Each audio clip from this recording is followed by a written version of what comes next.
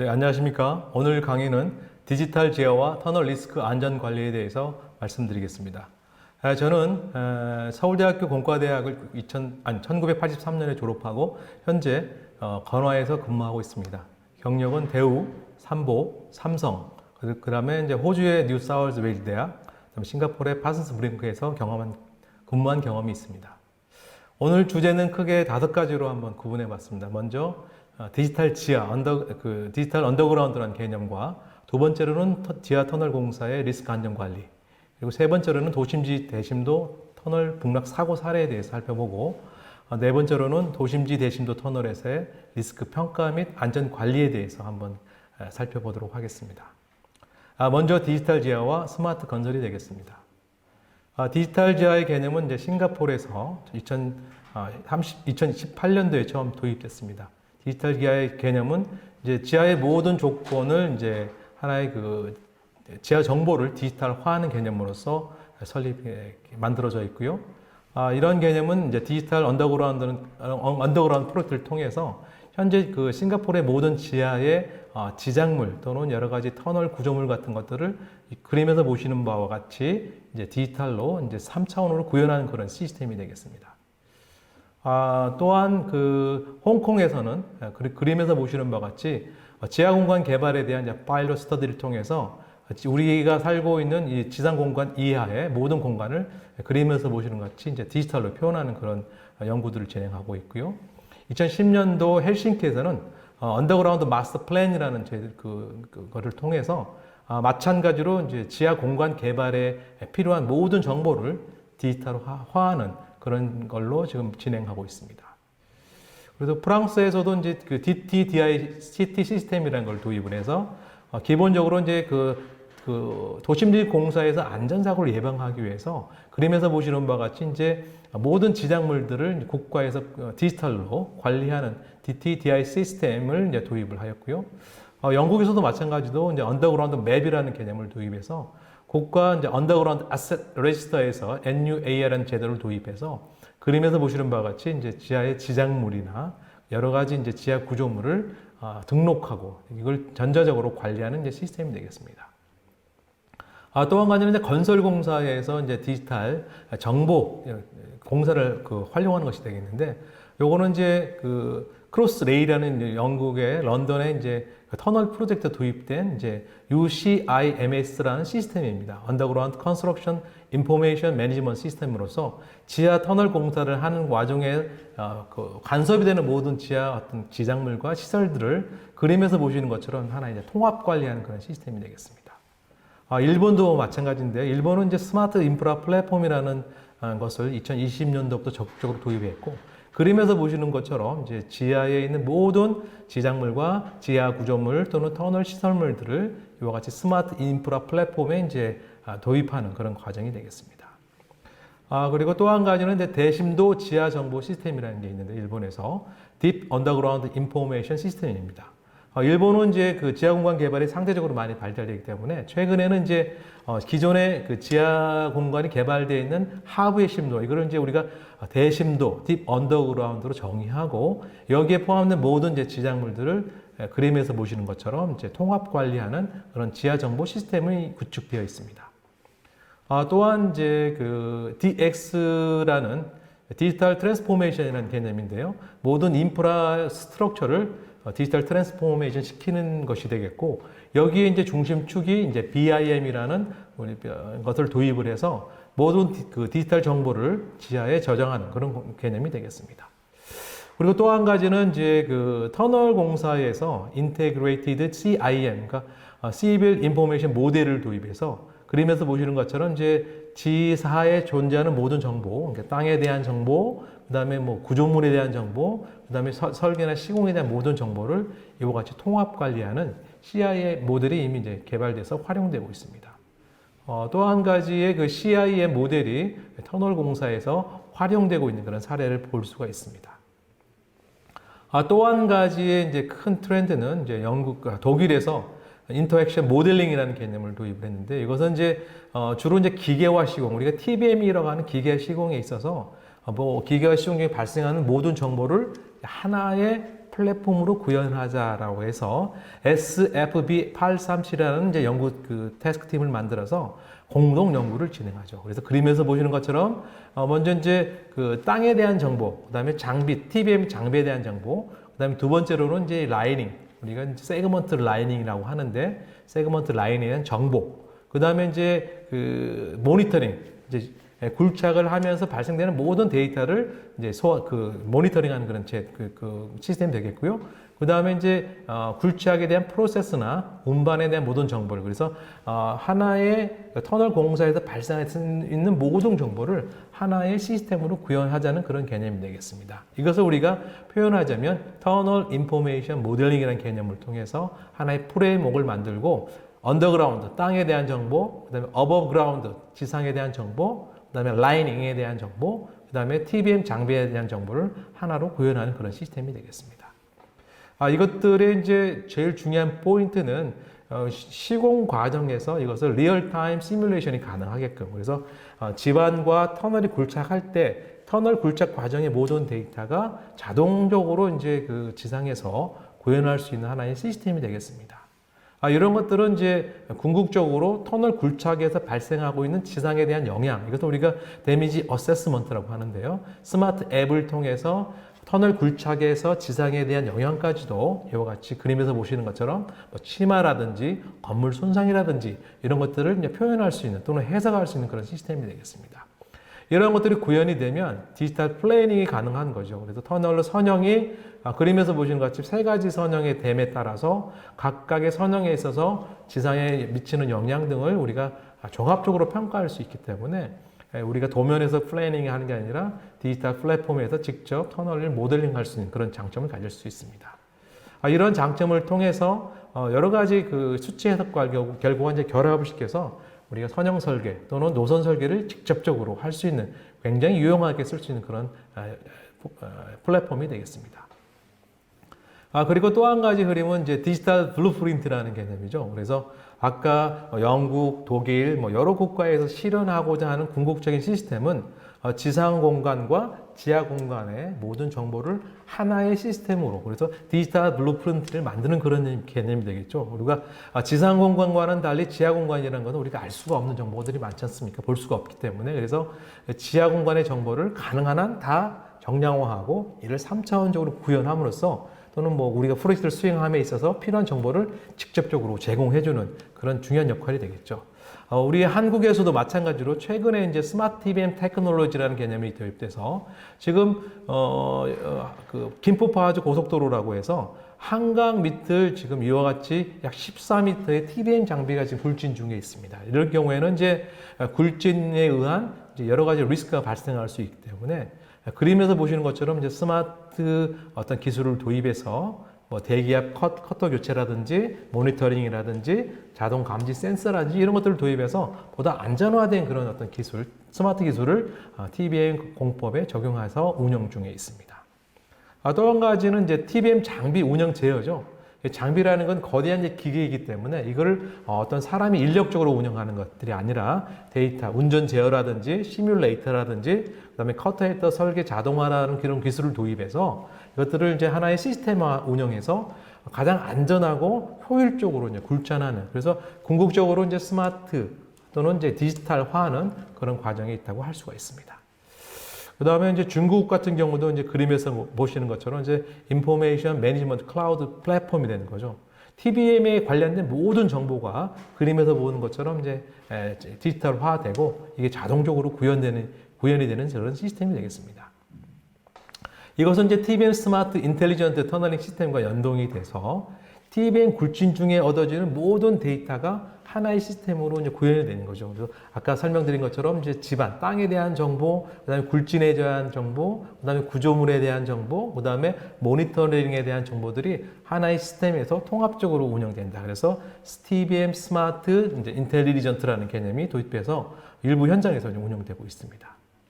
그림에서 보시는 것처럼 이제 TBM에 운용되는 것들을 하이 터포 비주얼라이제이션, 그래서 3차원적으로 모델링하고 3차원 애니메이션을 통해서 우리가 실제 구동되는 이 액추얼 부분을 디지털화해서 디지털 트윈의 개념을 실현하는 것이 되겠습니다. 그래서 굴진에 대한 모든 정보나 과정을 그림에서 보시는 것처럼 이제 어떻게 운전이 되고 어떻게 굴착이 되고 어떻게 운전이 되는지를 우리 실제로 현장에서 다 볼 수 있는 그런 시스템이 되겠습니다. 그 다음에 이제 제일 또 중요한 개념은 그 기존에 이제 빔과 연동되는 연동해서 TBM 데이터와 터널 그 장비에 대한 데이터와 기존의 빔과의 결과를 이제 통합하는 그런 과정이 되겠죠. 지금 뭐 건축에서라든지 토목에서 많은 부분에서 빔 데이터가 활용되고 있는데 이 빔 데이터를 이제 TBM 터널링 데이터와 이제 연동시켜서 또 통합시켜서 하나의 시스템으로 구현하는 그런 데이터가 기술이 되겠습니다. 현재 뭐 유럽 같은 경우는 스위스의 한 예가 되어 있는데요. 터널 디지털라이제이션 센터가 지금 만들어져 있죠. 그래서 우리가 실제로 터널을 실제 굴착하는 과정을 디지털화해서 직접 굴착하지 않고 그림에서 보시는 것처럼 이제 3차원적으로 모델링 또는 시뮬레이션을 통해서 터널이 어떻게 굴착이 되고 어떻게 모델링되고 어떻게 되는지를 이제 볼 수 있는 그런 센터까지도 만들어져 있습니다.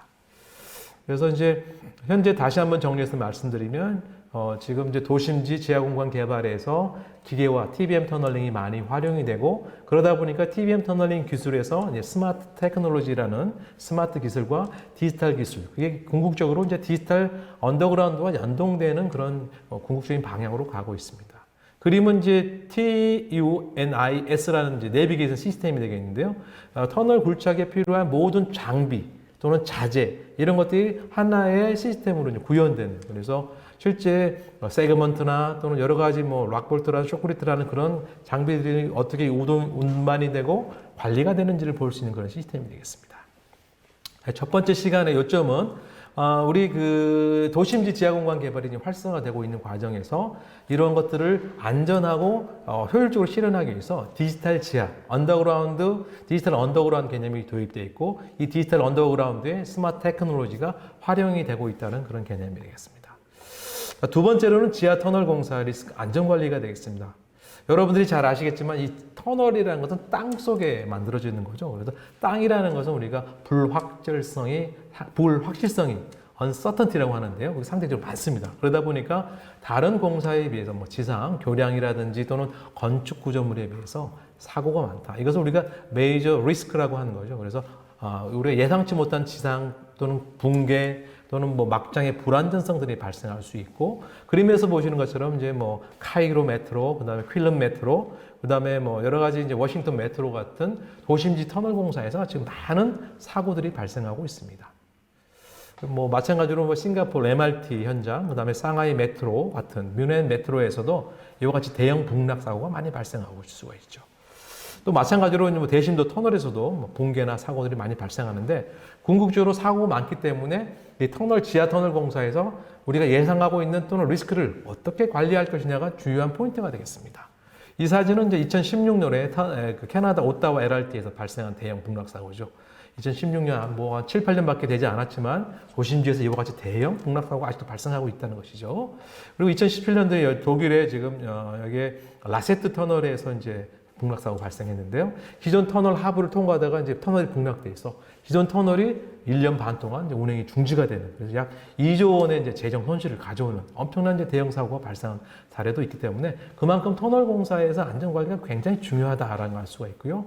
뭐 일본도 예우가 아닙니다. 이건 이제 후쿠오카 이제 지하철에서 2016년에 발생한 사고인데 그림에서 보시는 것 같이 도로 전체가 이제 함몰되는 대형 북락 사고도 발생하고 있습니다.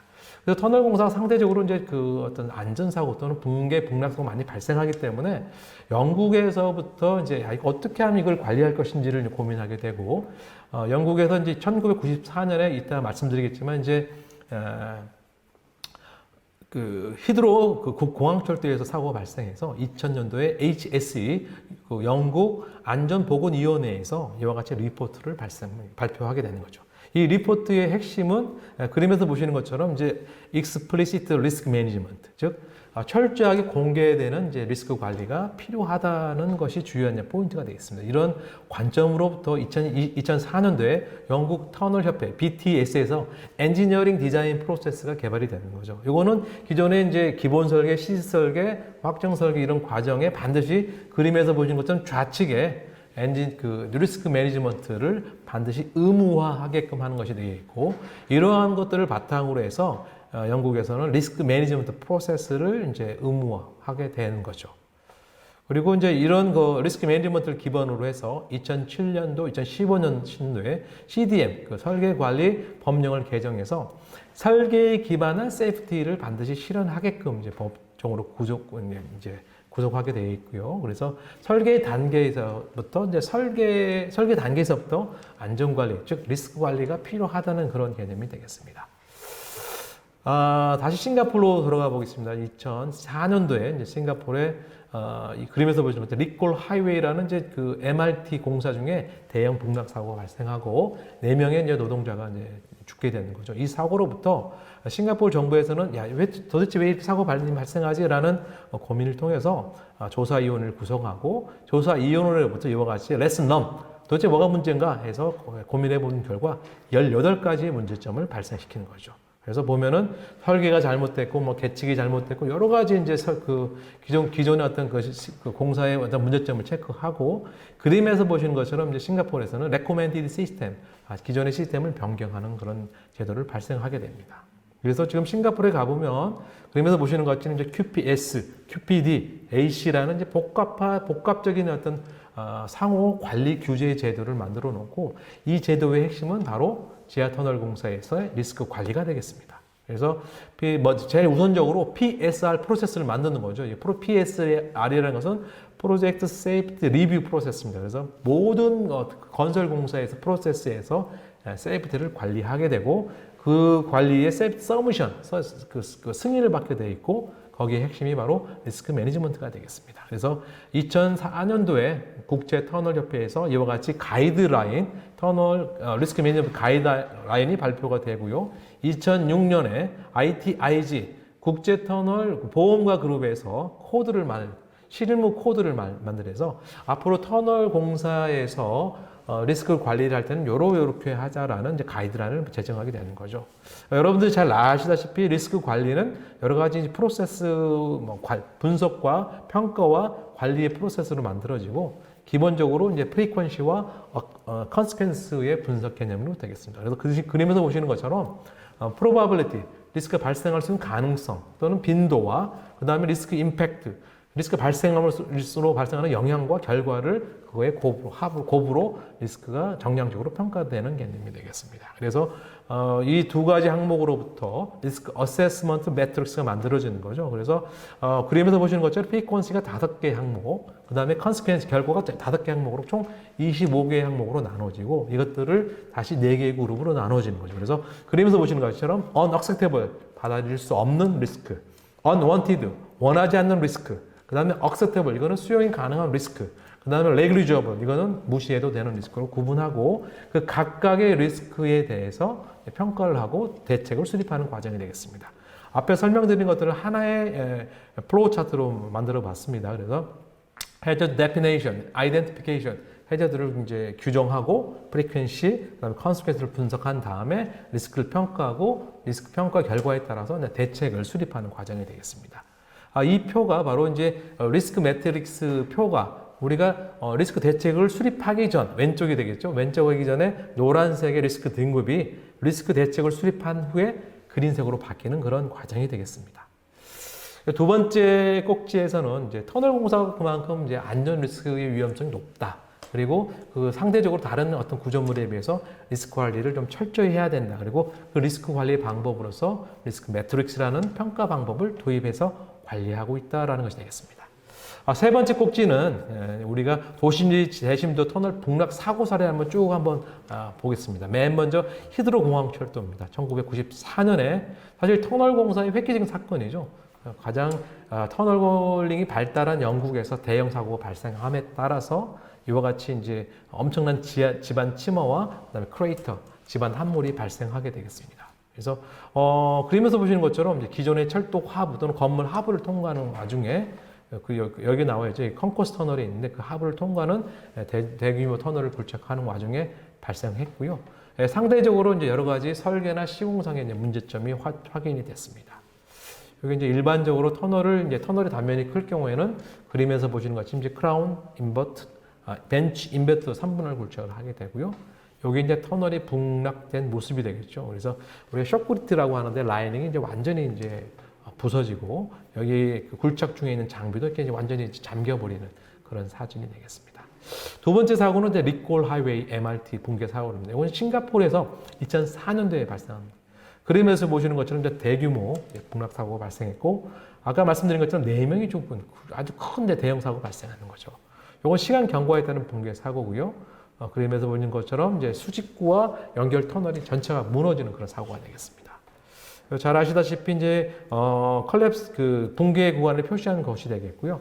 이와 같이 이건 이제 대규모 이제 가시설이 되겠는데 가시설이 이제 우리가 설계 단계에서 제대로 된 설계를 해석을 하지 못해서 완전히 붕괴되는 그런 사진이 되겠습니다. 그리고 이제 붕괴가 되면서 주변의 집안과 전체적으로 거동하는 그런 과정이 되겠습니다. 그래서 현역적으로 완전히 무너지는 그런 사진이 되겠고요. 그럼 세 번째 사고는 이제 가오슝, 그 대만의 가오슝 MRT 터널 북락 사고가 되겠습니다.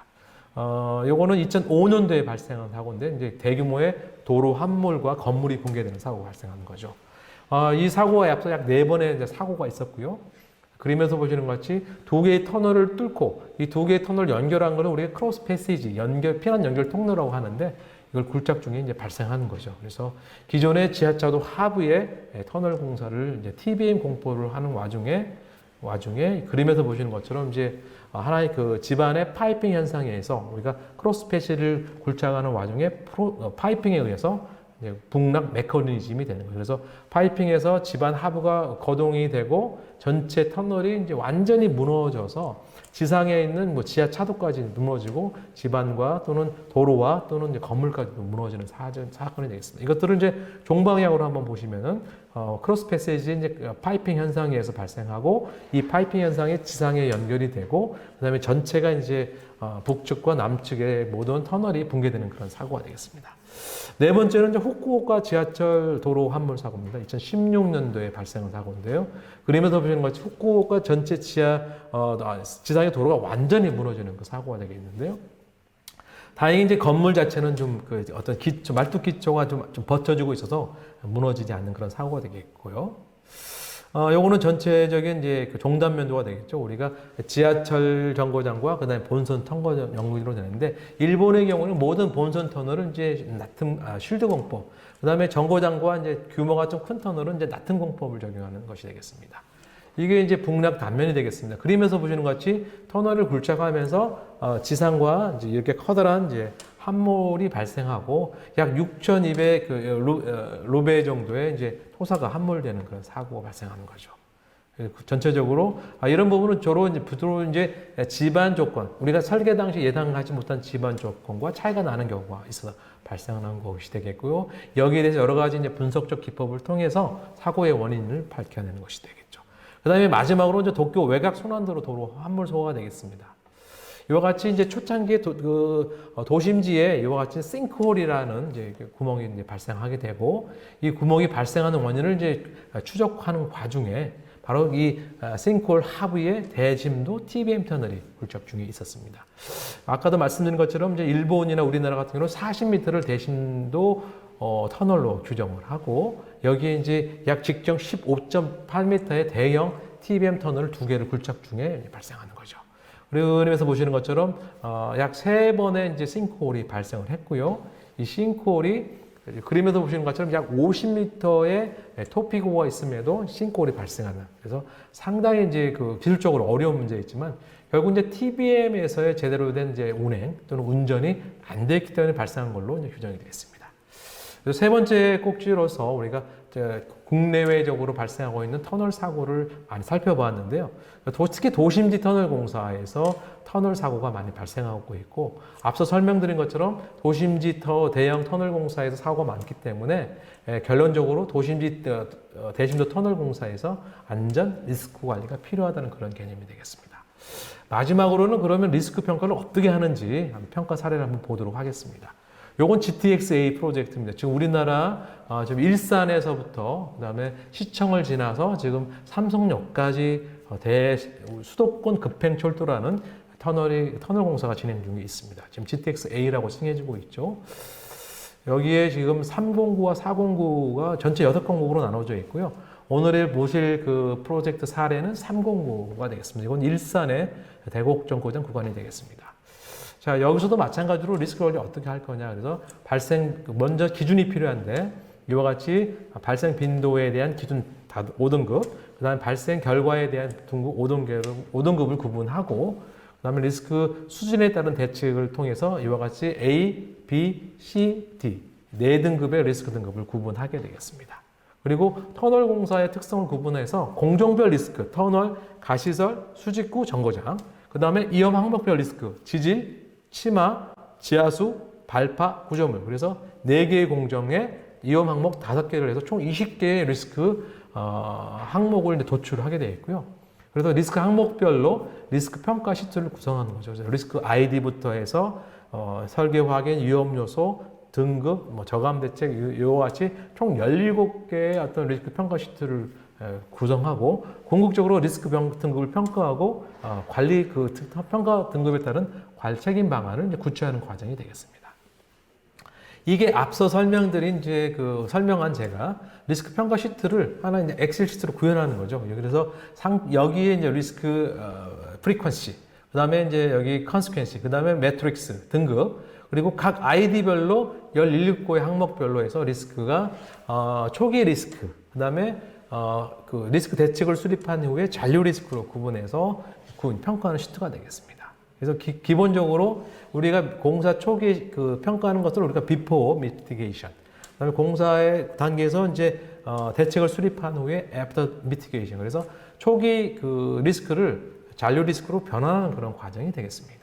그래서 총 본 현장의 경우에는 총 174개의 리스크 도출을 하고 이 각각에 대한 리스크 대책을 수립하였습니다. 그래서 우리가 before mitigation을 보면은 A가 8개, A 등급이, B 등급이 99개, 그 다음 C 등급이 67개, D 등급이 1개인 것들을 우리가 리스크 대책 각각을 면밀히 수립해서 총 A 등급을 없애주고, B 등급을 없애주고, C와 등급, B 등급으로, D 등급으로 리스크를 이제 우리가 이제 리덕션이라고 하죠. 저감해주는 단계로. 그래서 당초 요거의 가장 큰 특징은 뭐냐? 우리가 이 현장에 리스크가 몇 개가 있는가, 그리고 A 등급이 몇 개 있는가, 이것들을 정량적으로 구분해주고 그것들에 대해서 각각에 대해서 어떤 대책을 수립하고 그 수립한 대책에 의해서 리스크 등급이 이제 저감되는 것들을 정량적으로 보여줄 수 있는 장점이 되겠습니다. 그래서 평면 및 종단 선형에 리스크가 위험한 지역을 다 표시를 해주는 거죠. 그래서 전체 터널 공사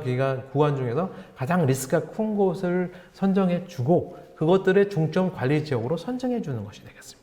그래서 리스크 분류 총 집계를 통해서 아까 설명드린 것처럼 공정별, 터널, 가시설, 수직구, 정거장, 그 다음에 위험 항목별, 지질, 치마, 지하수, 발파, 구조물에 대해서 이와 같이 총 175개의 리스크를 우리가 소팅해 주는 것이 되겠습니다. 그래서 세부 항목별 리스크 평가 결과를 우리가 다 볼 수가 있는 거죠. 그래서 우리가 대책을 수립하기 이전에 before, 대책을 수립한 이후에 애프터에 대한 결과들을 볼 수가 있는 거죠. 그래서 각각의 아까 말한 이제 위험 항목과 공정별로 구분해서 표시해 주는 거죠.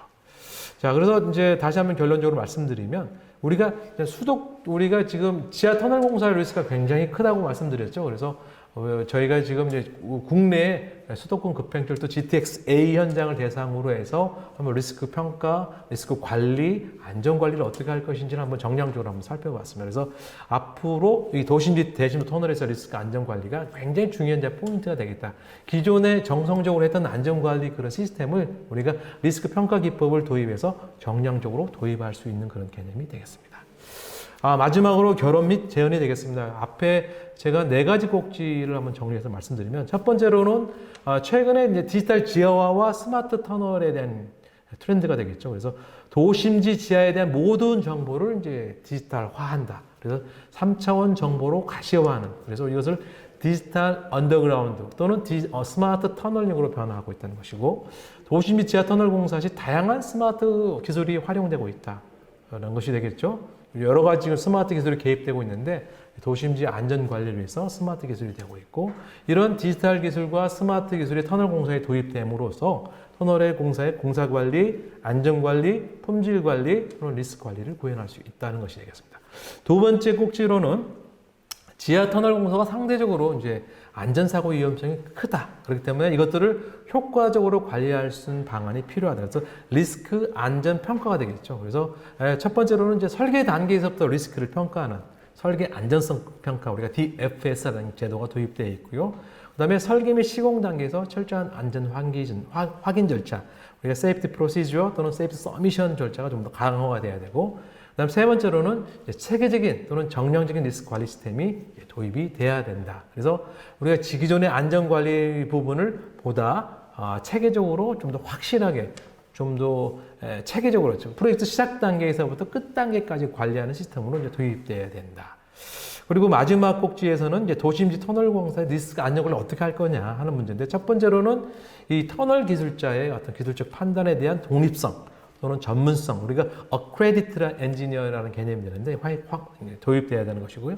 두 번째로는 이제 설계자 또는 평가자, 시공자 또는 발주자의 상호 커뮤니케이션이 이제 활성화돼야 된다. 이것을 explicit communication이라고 하고요. 그다음에 마지막으로 가능한 한 모든 지하 터널 공사에서, 지금 영국, 싱가포르 뭐 이런 곳에는 이제 지하 터널 공사에서 리스크 관리가 의무화되어 있습니다. 맨데이터리 되기 때문에 이제 국내에서도 우리 도심지 지하 터널 공사의 이제 안전 관리도 이와 같이 이제 정량적 리스크 평가 시스템을 법적으로 도입해서 의무화해서 안전 관리를 보다 확실히 할 필요가 있게 되겠습니다.